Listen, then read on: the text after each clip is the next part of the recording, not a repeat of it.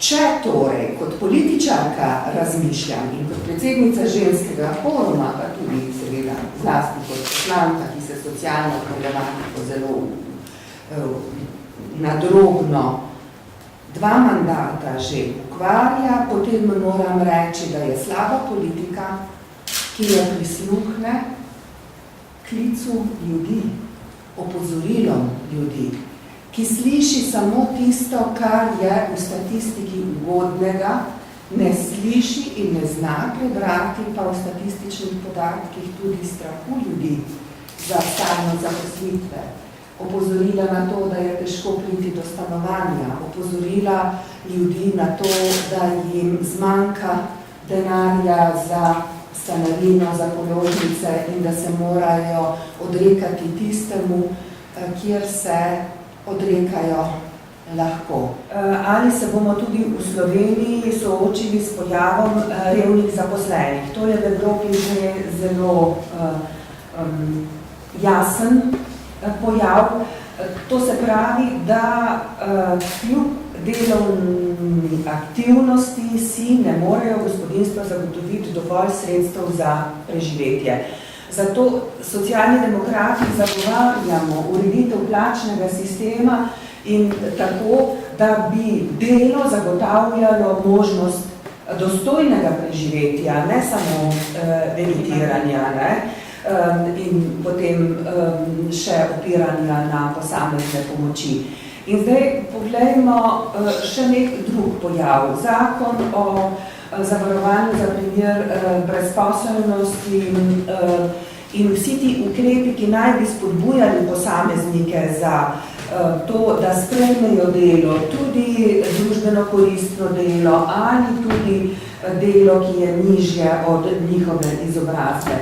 Če ni zagotovljeni zraven tudi zagotovili za to, da je plačilo za delo tako, da je vsaj takšno, da zagotavlja tako varnost, kot bi jo z denarno socialno pomočjo, potem je težko pričakovati, da bi ljudje slabo plačano delo sprejemali, ker je treba razumeti, da marsikdaj ne dobijo povrnjenih stroškov za pot na delo, potem recimo zlasti v trgovini se soočamo z delom za nepolni delovni čas, v resnici pa je deljen ali pa se s tistim, kar morajo delavke, ker v glavnem gre za ženske, opraviti zunaj časa, ki ga preživijo za blagajno ali pri polnjenju polic, tako da dosežejo pravzaprav polni delovni čas.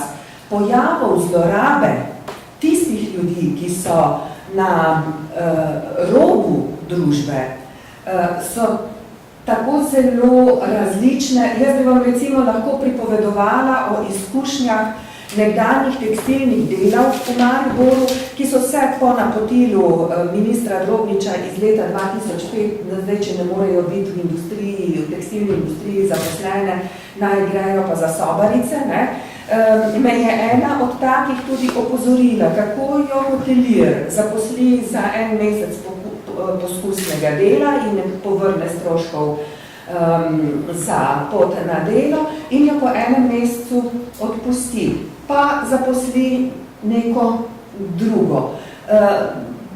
Možnosti za to, kako se ti ljudje, ki so socialno ogroženi, izkoriščajo, je zelo veliko in samopodoba teh ljudi je tako hudo načeta, da če nam je do integracije ljudi, potem bodo potrebni kakšni drugi ukrepi, kot pa samo prikazovanje pozitivnih statističnih podatkov, ki jih ne zanikam. Pozitivni statistični podatki obstajajo, ampak treba jih je videti tudi druge. Morda okrog revnih zaposlenih še to, iz naše raziskave je razvidno, predvsem so na to opozarjali predstavniki humanitarnih organizacij, da se je število koristnikov prehranskih paketov v 2 letih povečalo za 20%. Povečanje je predvsem rezultat, rekla, iskanja pomoči upokojencev in pa zaposlenih, tudi takih, kjer sta zaposlena dva družina. Se pravi 20% porast. In še okrog statističnega podatka. Statistični podatek o tistih aktivnih, ki živijo pod ravnjo revščine, odraža samo podatek za leto 2005 in za tiste, ki so zaposleni več kot 7 mesecev. A ne, vemo pa, zlasti vi, ki ste mlajši, točno veste, koliko ljudi se zaposluje za krajši delovni čas in ostalih oblikah zaposlovanja, in seveda tega podatka mnogo nimamo registriranega. Sploh pa lahko rečemo, da analognega podatka, kot pa ima Evropa, koliko je dejansko revnih zaposlenih v Sloveniji, sploh imamo zračunati. Tako, medve sva vam hoteli samo povedati, da nismo predstavnici sitne, kritizerske, nesramne opozicije, ki v predvolilnem času ni zadovoljna s podobo, ki jo srečujemo v državi, ki je država nas vseh in želeli, da bi bila, tako kot je rekel nekoč predsednik državnega zbora, da bi bila ta država mati vsem državljankam in državljanom, tudi valkam in tudi valkam.